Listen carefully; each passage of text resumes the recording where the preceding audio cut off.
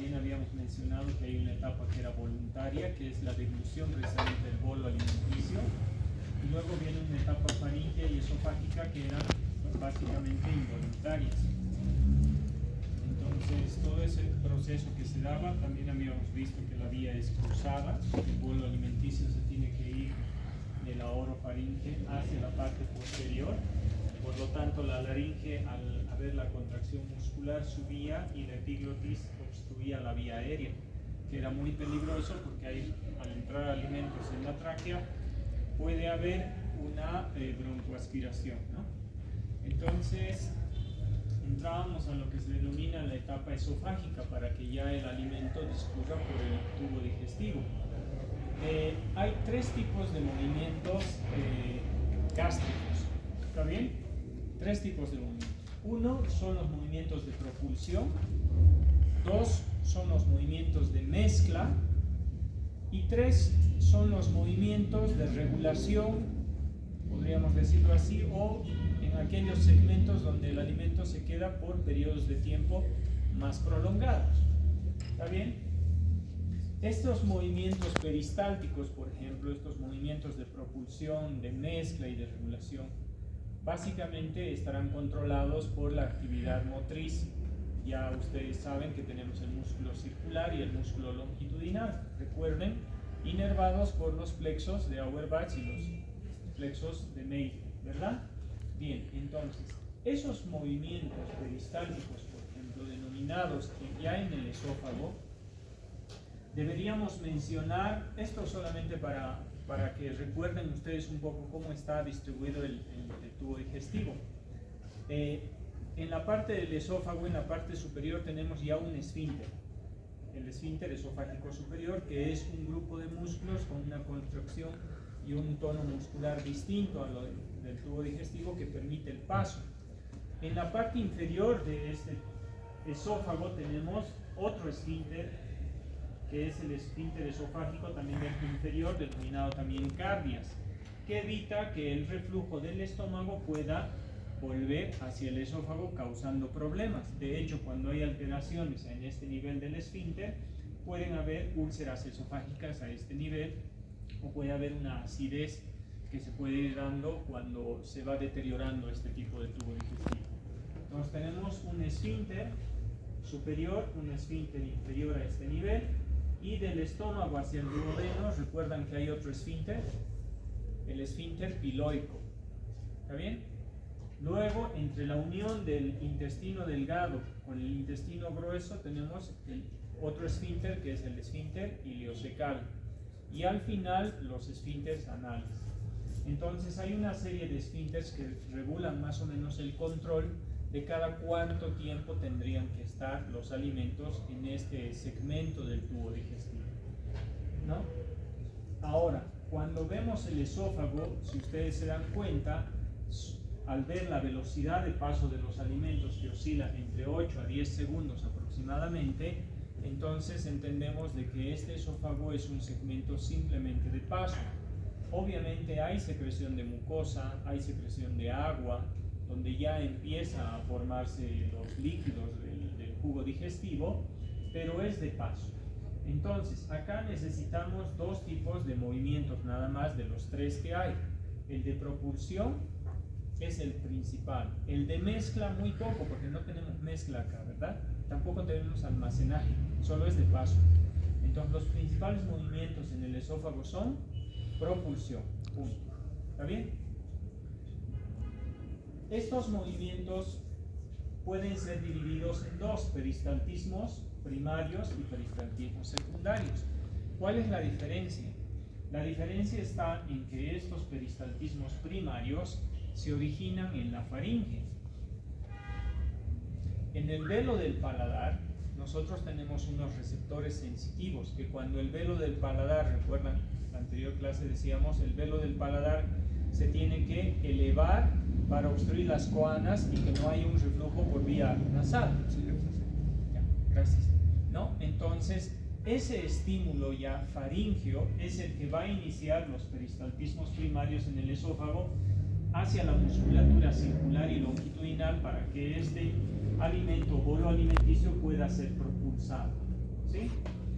Y los peristaltismos secundarios tienen que ver si es que hubiera algún alimento que no haya llegado a la cavidad gástrica, entonces se activan también los peristaltismos secundarios con el objetivo de que el alimento en este segmento pueda llegar a la cavidad gástrica y que no quede nada a ese nivel que pueda generar una lesión.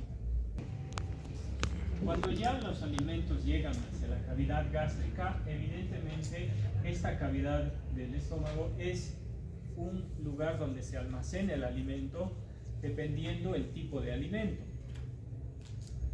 Por ejemplo, si nosotros consumimos hidratos de carbono de rápida absorción, como por ejemplo las frutas, las verduras, entonces los alimentos permanecerán en esta cavidad gástrica menos tiempo. Estamos hablando de 1 hora a 2 horas aproximadamente.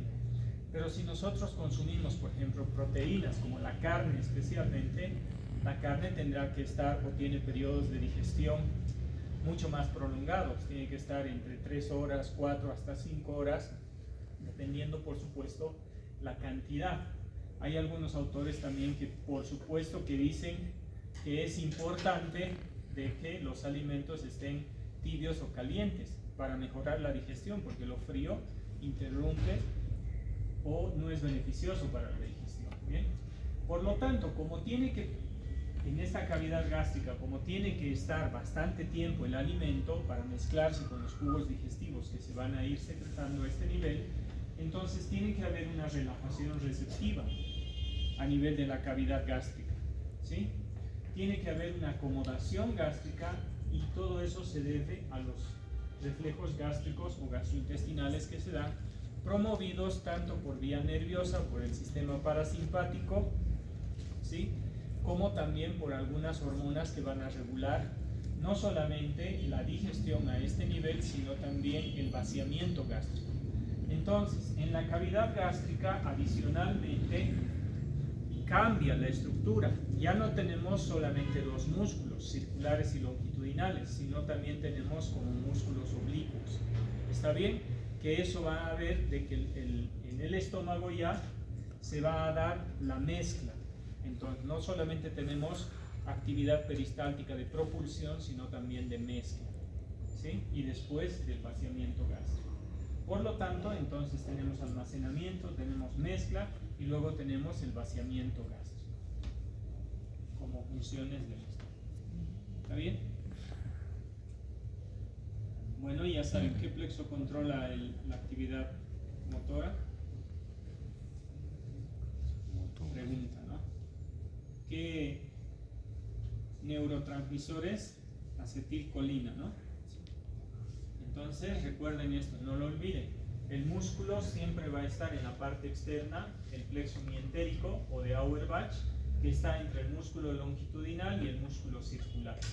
Y luego tenemos el plexo submucoso que va a estimular a través del sistema parasimpático, a través de la acetilcolina, la secreción de las mucosas especialmente, ¿no? De todas las células. Entonces no se olviden eso, era una imagen para recordar. ¿Está bien? Ahora veamos qué es lo que ocurre cuando los alimentos llegan al estómago. Tenemos 2 tipos de principales de glándulas y obviamente hay un montón de células también en la cavidad gástrica. Una de las principales son las glándulas parietales o también denominadas glándulas oxínticas, ¿sí? Y luego tenemos las glándulas principales también denominadas pilóricas. No se olviden estos sinónimos, porque cuando preguntamos podemos decir las glándulas oxínticas o las glándulas parietales, ¿está bien? O células. Las glándulas pilóricas o glándulas principales. Entonces, adicionalmente a estas vamos a encontrar células, las ECL, las células B, las células G, y las secreciones que también van a adicionarse son el agua, el mojo y el bicarbonato. Veamos lo siguiente entonces. Las glándulas oxínticas o parietales son las más numerosas. Aproximadamente estarán ocupando el 80% de secreción a nivel de la cavidad gástrica. Las glándulas principales o pilóricas tienen un 20% aproximadamente. Las demás células obviamente se adosan a este 20%. ¿Está bien?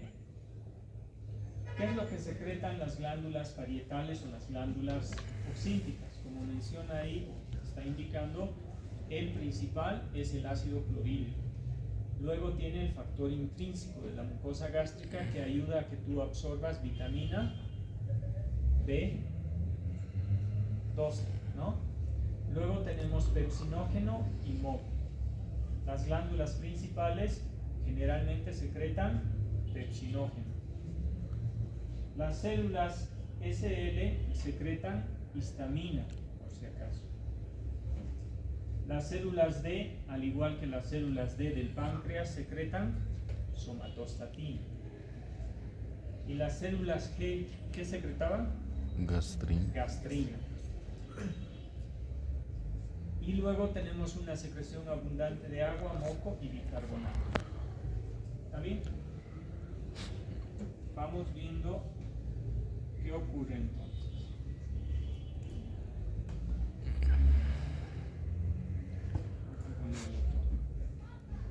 ¿Está bien?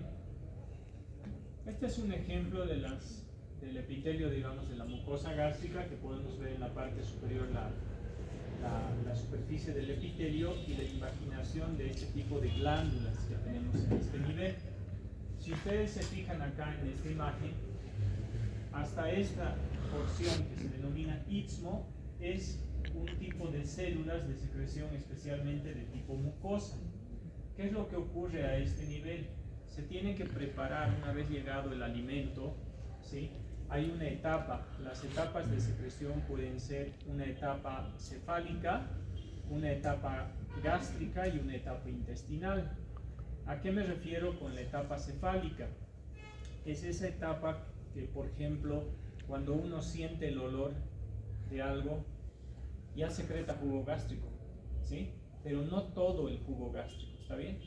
Entonces, cuando tú estás con hambre, por ejemplo, cuando no has comido durante periodos de tiempo y sientes un olor agradable, por supuesto, entonces ya viene una etapa cefálica. Quiere decir de que tú, al sentir el olor y al pensar inclusive en comida o en algún alimento, puede haber una estimulación gástrica de secreción, especialmente de ácido clorhídrico. ¿Está bien? Eso se le denomina la etapa cefálica. La otra etapa, que es la etapa gástrica propiamente dicha, ya se debe a todo lo que vamos a mencionar acá. Y posteriormente, cuando llegue al intestino, entonces habrá una etapa intestinal también. Entonces son 3 etapas de secreción. ¿Qué es lo que ocurre? En esa etapa cefálica, que puede ser con presencia de alimentos o sin presencia de alimentos. Como les decía, el olor o un recuerdo de algo agradable, entonces puede hacer. ¿Qué es lo que secreta? Generalmente se empieza a secretar mucosa, pero también empieza a secretarse ácido clorhídrico. Hasta ahí va la etapa cefálica, ¿sí? Pero como ustedes saben, el ácido clorhídrico tiene un pH aproximadamente recién secretado de 0,8 hasta 1,5, por lo tanto es muy ácido. Entonces, en la superficie de ahí, donde dice células mucosas de la superficie, no solamente se secreta moco para la protección, sino también se secreta grandes cantidades de bicarbonato para que haya una película que cubra el epitelio y que no dañe. De hecho, cuando esto es alterado, ¿qué es lo que va a haber? Las úlceras gástricas. Y ustedes en farmacología igual llevan algunos medicamentos que van a ser tóxicos para no lo podríamos decir tóxicos, sino dañinos para la mucosa gástrica, ¿sí o no? Y muchos de los pacientes, estoy seguro que muchos de los pacientes que cuando ustedes les receten o un antibiótico o un antiinflamatorio, que hay antiinflamatorios que te dañan más la mucosa gástrica que otros, más bien son gastroprotectores, utilizan tomando, ¿sí?, antiácidos, ¿sí? Toman mucho antiácido, entonces siempre pregunten para no dañar. El estómago debería estar diseñado a través de la secreción de esas células mucosas, junto con el bicarbonato, una secreción copiosa de agua, bicarbonato y moco, para generar una película en la cavidad gástrica que soporte este pH. ¿Está bien? Más hacia abajo ya encontramos a la glándula propiamente dicha, donde vamos a encontrar, fíjense, a las células o glándulas parietales, denominadas también glándulas oxínticas. Y más abajo tenemos a las glándulas principales o también denominadas pilóricas. Y luego tenemos otro tipo de células también que van a encontrar ahí. ¿Qué es lo que sucede? Sucede que para que se libere, ¿sí?, este ácido clorhídrico especialmente, los estímulos provienen de nerviosos a nivel parasimpático y el neurotransmisor es la acetilcolina. ¿Qué otra célula también va o hormona va a estimular la secreción de ácido clorhídrico? La gastrina. ¿Está bien? La gastrina también secretada por la presencia de alimentos, pero fíjense, la gastrina se secreta especialmente por la presencia de proteínas en el estómago. O sea, quiere decir, lo que has consumido es lo que va a estimular. ¿Recuerdan que les dije hace rato que había una etapa cefálica? Entonces, la etapa cefálica es cuando tú sientes un olor o cuando piensas y tienes hambre, ya empieza una secreción sin presencia de alimentos o con presencia de alimentos, ¿sí? Pero en la etapa gástrica sí o sí tiene que haber la presencia de alimentos, como por ejemplo las proteínas que estimulen ya a la gastrina. Y adicionalmente se va a liberar histamina. Fíjense, son 3 los elementos que cuando tú consumes alimentos tienen que ser liberados para promover la secreción de grandes cantidades de ácido clorhídrico para que se empiece a generar la digestión y la disgregación de los alimentos. Adicionalmente se secreta el factor intrínseco de la mucosa gástrica que te ayuda a la absorción de vitaminas, ¿sí? Posteriormente a ello, pues la acetilcolina en respuesta al ácido va a secretar lo que les había dicho, moco, agua y bicarbonato, ¿sí?, para que empiece a protegerse. Y adicionalmente hay una secreción también de pepsinógeno. ¿Está bien? Adicionalmente también hay una secreción de pepsinógeno. Entonces, ¿quién regula ahora todo esto? Fíjense que tenemos acetilcolina, gastrina, histamina, que van a empezar a estimular todo eso. Hay unas células, ¿recuerdan antes? Recuerden esto. Estas células liberaban histamina. O sea, la acetilcolina por el sistema nervioso, que es el largo, porque viene de otro lado, podríamos decir, a través del sistema nervioso entérico, ¿sí? Entonces viene y estimula no solamente la motilidad, sino también la secreción. Adicionalmente se va a liberar histamina. La histamina refuerza esa secreción, pero ya es corto porque las células que liberan histamina están en la propia mucosa. ¿Está bien? Luego tenemos a las células G que liberan gastrina. Y las células D que liberarán somatostatina. La somatostatina, ¿qué es lo que va a hacer? Va a inhibir la secreción de gastrina, histamina, disminuyendo. Entonces se libera somatostatina cuando va a comenzar el vaciamiento gástrico, cuando ya se está dando el vaciamiento gástrico. ¿Está bien? ¿Por qué? Porque tiene que enlentecer el trabajo del estómago, porque ya no necesitas eso. Cuando hay el vaciamiento gástrico, por supuesto, todo tiene que parar. Y ahí actúa la somatostatina, inhibiendo a la histamina, inhibiendo a lo que es la gastrina e inhibiendo la acción de la acetilcolina también. ¿Está bien? Por lo tanto, va a disminuir todas las secreciones que se den a este nivel. ¿Se entiende eso? Entonces, perfecto.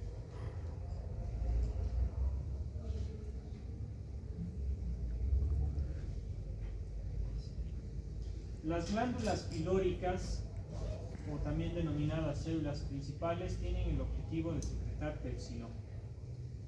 El pepsinógeno tiene que activarse.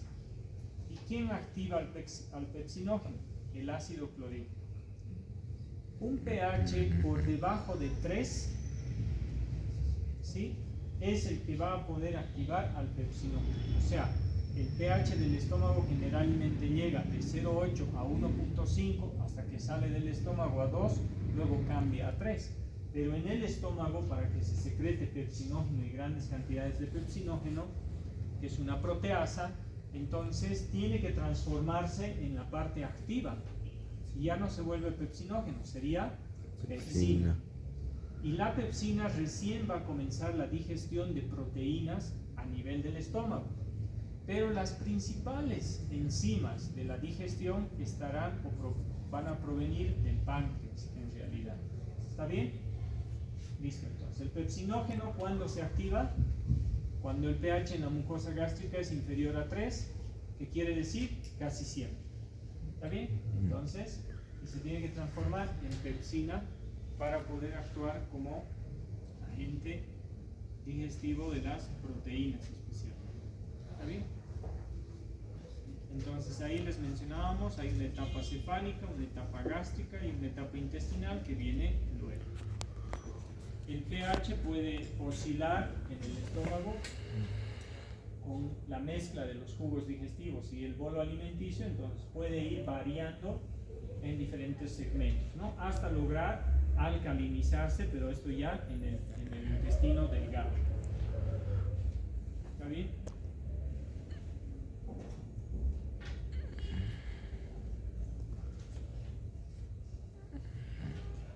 Una vez que se ha producido la digestión y una vez que se han producido los movimientos de mezcla y todo lo demás, entonces tiene que venir el vaciamiento gástrico, y a eso también lo van a encontrar en muchos libros como la bomba pilórica, que quiere decir que después de que los alimentos han estado el tiempo prudente que mencionábamos al principio, va a haber unas ondas de gástrica lenta, que son los de mezcla, va a haber contracciones de hambre, que es cuando el estómago está vacío o ha pasado bastante tiempo y no hay, entonces empieza a crujir el estómago, va a haber contracciones y hay dolor inclusive, ¿no?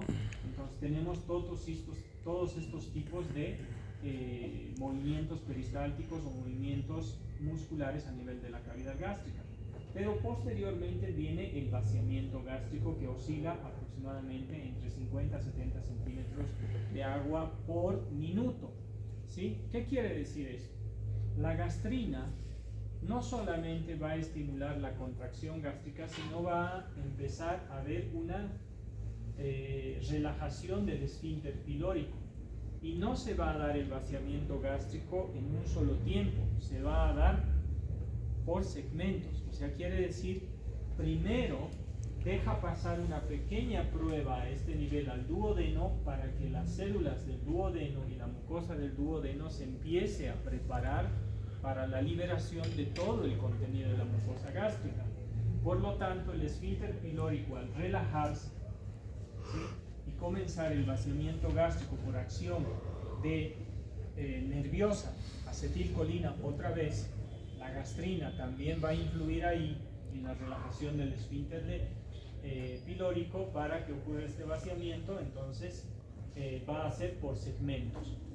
¿Recuerdan qué pasaba cuando cómo se llama ese líquido, ese semilíquido que pasa del estómago al duodeno? Tiene nombre, es con Q. ¿Han escuchado hablar? Quimo. El quimo. El quimo. Entonces, ese quimo tiene un pH aproximadamente entre 2 a 3, 3.5. ¿Está bien? Por lo tanto, ¿saben o recuerdan qué ocurría en el duodeno? Encontrábamos las células. ¿No recuerdan? Las células S, que secretaban secretina. ¿Y quién secretaba la colecistocinina? La colecistocinina, que va a venir acá en el duodeno. La colecistocinina, su función, no se olviden, era estimular a la vesícula biliar que se contraiga, relajación del esfínter de Oddi, para que se vacíe todos los jugos que vienen de la vesícula, que provienen del hígado. Y adicionalmente estimulaba al páncreas para que vierta secreción enzimática o hidroelectrolítica. Eso no se olvida. ¿Está bien? Entonces ahí. Pero la colecistocinina, cuando ya empieza el vaciamiento gástrico a este nivel, va a tener un efecto hacia la cavidad gástrica de relajación gástrica. ¿Está bien? Entonces no solamente va a haber una relajación refleja, sino también por estímulo de algunas hormonas. La colecistocinina, no se olviden, va a la vesícula biliar, contracción de la vesícula biliar, vaciamiento de la bilis, relajación del esfínter de Oddi, pero también va a haber una inhibición del estómago, de la cavidad gástrica, esos movimientos que están generando en el estómago. Y la secretina generalmente estimula el vaciamiento del jugo pancreático en su composición hidroelectrolítica. Por lo tanto, la colecistocinina se libera en presencia de la bilis. ¿Para qué sirve? Para degradar grasas, porque la vesícula biliar tiene un componente detergente, emulsificante le llaman, para disgregar las grasas y que éstas puedan ser absorbidas. Por lo tanto, la grasa es la que va a estimular la liberación de colecistocinina.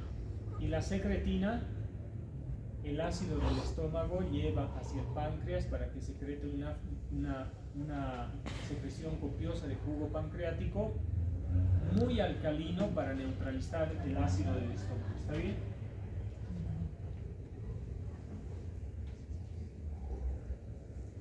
Bueno, aquí había una imagen de que ocurre que primero deja pasar una porción y gracias a los peristaltismos, ¿recuerdan?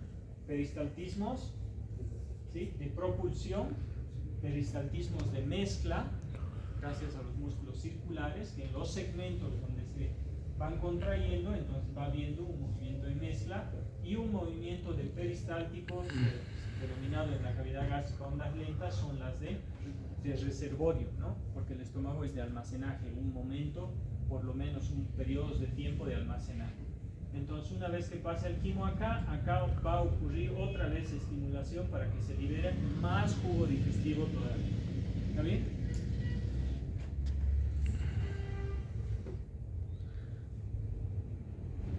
Entonces, en el páncreas vamos a tener dos tipos de secreciones: la secreción enzimática y la secreción hidroelectrolítica. ¿Repasamos preguntas de la anterior? Sí. ¿Sí? Ya, repasemos preguntas de acá para ayudar.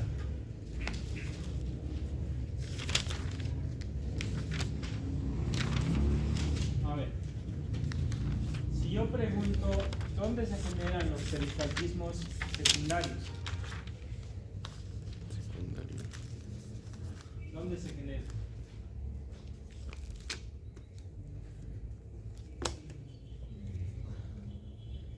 ¿Cómo es? ¿Dónde se generan los peristaltismos primarios? ¿Ah? En la faringe.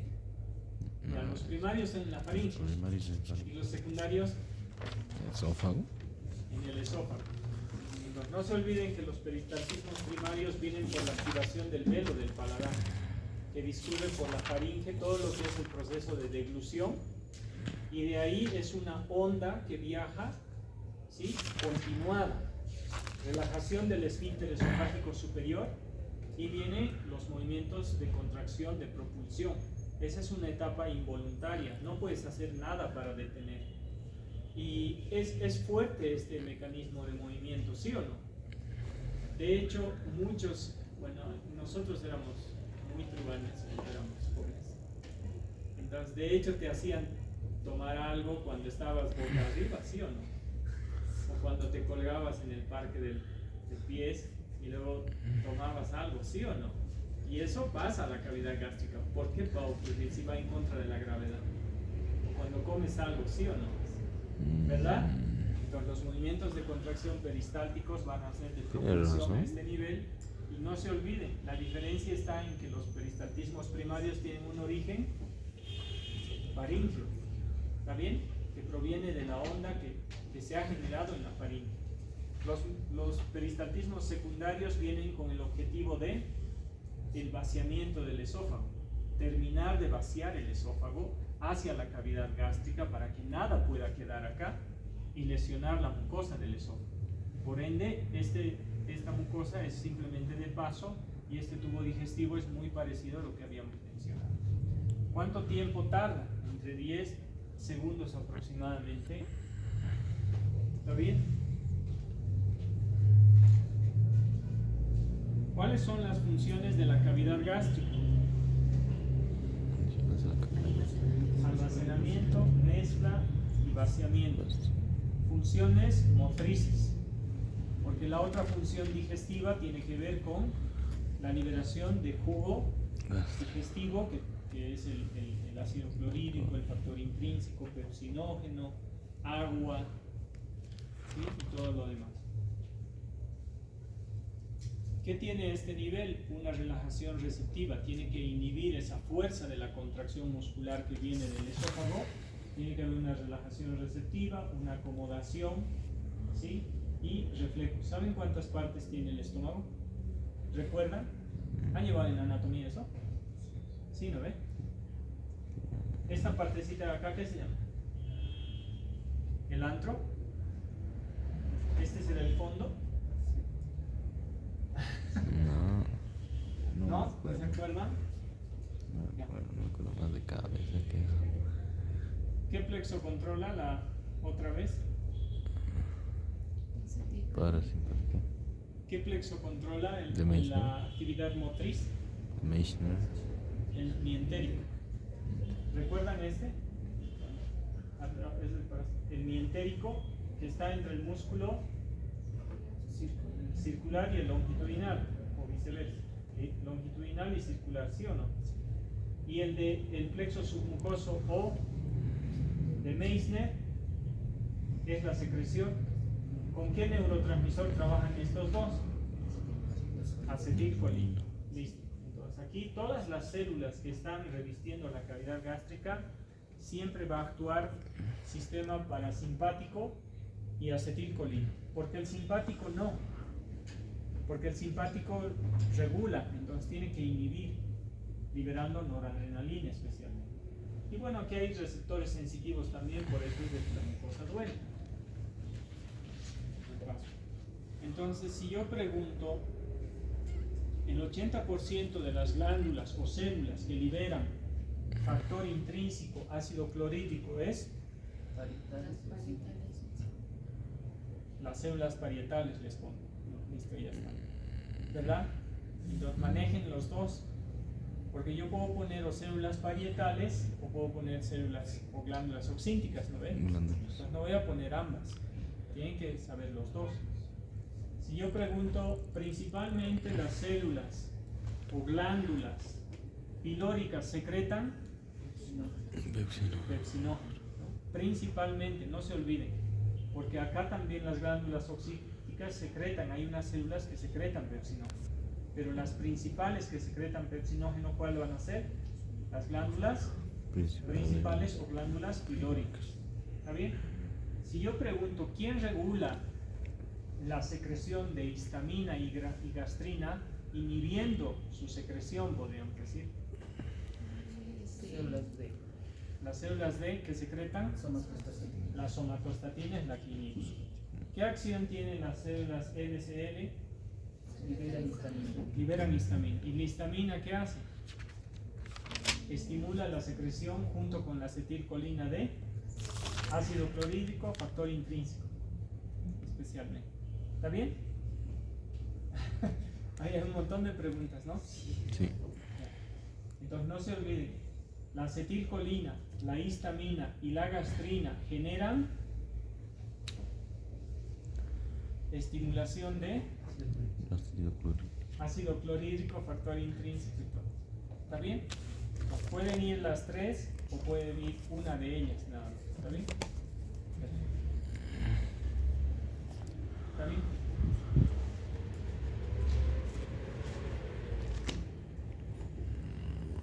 Sí, ¿no?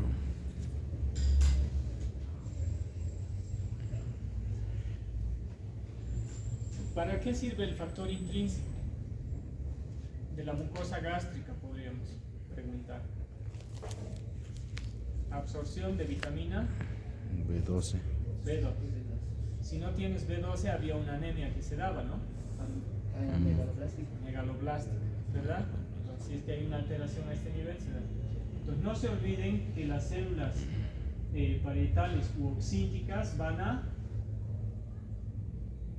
secretan principalmente ácido clorhídrico, pero también hay otras células que secretan factor intrínseco por esta razón.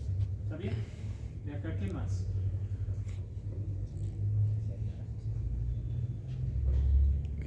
¿Quién libera principalmente pepsinógeno? Eso ya habíamos mencionado. Estas etapas, no tanto. Muy bien. Las ondas de contracción o gástricas lentas que van de 15 a 20 segundos son ondas de mezcla. ¿Está bien? No son de propulsión, son de mezcla especialmente. ¿Sí?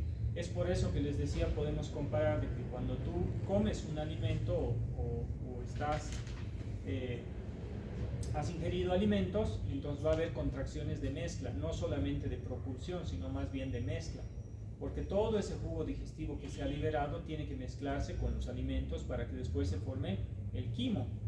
Y además, esta actividad gástrica tiene la función de disgregar todas las partículas que han llegado a través del bolo alimenticio y disgregarlas para que en el intestino delgado ocurra la absorción. En realidad, en el intestino delgado es donde va a ocurrir la mayor digestión y después la absorción. Podríamos decir que en el duodeno va a ocurrir, gracias a la liberación enzimática del páncreas, todo lo que se llama digestión. Todas las partículas se van a empezar a disgregar a sus moléculas más pequeñas. Y en el segundo segmento del intestino delgado se absorbe todo. ¿Está bien? Entonces, estos movimientos denominados ondas gástricas lentas son de mezcla. Y les decía, cuando tú consumes alimentos, entonces hay un movimiento peristáltico, ¿sí? Que al principio, o sea, es fuerte y después va a ser inhibido. Este movimiento peristáltico fuerte, si no consumes alimentos durante periodos largos, también va a existir, ¿sí o no? Porque tú puedes sentir un olor o puedes recordar que no has consumido alimentos y tu estómago empieza inclusive a sonar, ¿sí o no? ¿A quién no le ha pasado eso? Pasa. Entonces, inclusive causa dolor. Entonces, por eso es de que son las... Y después el vaciamiento gástrico va a venir a lo que se denomina la bomba pilórica. ¿Quién inhibe el vaciamiento gástrico? ¿Qué hormona inhibía el vaciamiento gástrico? La colecistocinina. ¿No ven? No se olviden que hay una que es la colecistocinina. ¿Está bien? Obviamente también es la acetilcolina. ¿Está bien? ¿Por qué? Porque una vez que el alimento empieza a pasar por el vaciamiento gástrico acá, no solamente estimula a la secreción de células S, a la secreción de colecistocinina y secretina, sino también va a estimular por vía entérica que vuelva el sistema parasimpático al estómago y cause inhibición, ya para un poco, ¿no? Tiene que ser bien controlado el paso del alimento, por lo tanto, entonces tiene que haber una relajación refleja por la acetilcolina. ¿Está bien? Y luego viene, y para terminar y dejarlo hoy así, y la próxima vamos a ver es la secreción del páncreas. No se olviden, tiene dos tipos de secreción, ¿no? Endocrina, que es a través de los islotes de Langerhans, que eso nada que ver acá. ¿Está bien? La porción exócrina tiene una secreción hidroelectrolítica y una secreción enzimática. La secreción enzimática son todas las enzimas necesarias para producir la digestión. ¿Y la hidroelectrolítica para qué es? Para proteger, porque secreta gran cantidad de bicarbonato, especialmente, ¿sí? Para proteger el duodeno, especialmente. ¿Está bien? Listo, por hoy lo dejamos así, la próxima ya vamos a terminar.